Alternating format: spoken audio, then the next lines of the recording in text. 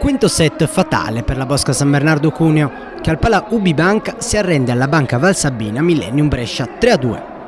Una partita intensa e ricca di emozioni, quella vinta in rimonta dalle Lombarde, che dopo aver perso i primi due set sono riuscite a ricucire lo strappo e addirittura ad aggiudicarsi il tie break.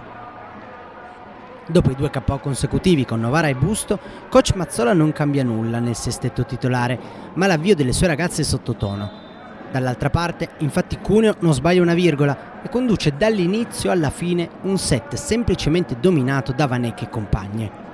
Il Millennium Brescia del secondo set è però un'altra squadra, più efficace in attacco, ma soprattutto più solida nella fase muro-difesa.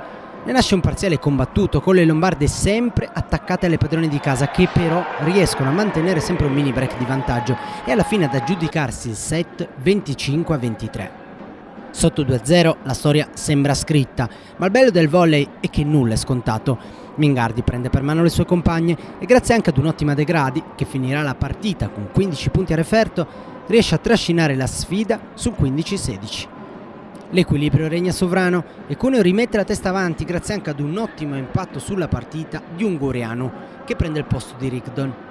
La Bosca si trova sul 24-23 con una palla match che però non viene sfruttata. Slide indoor, le ospiti non si perdono d'animo e la spuntano 26-24, un segnale che la partita è ancora vivissima e nel quarto parziale le ragazze di coach Pistola rivivono l'incubo vissuto a Monza qualche settimana fa.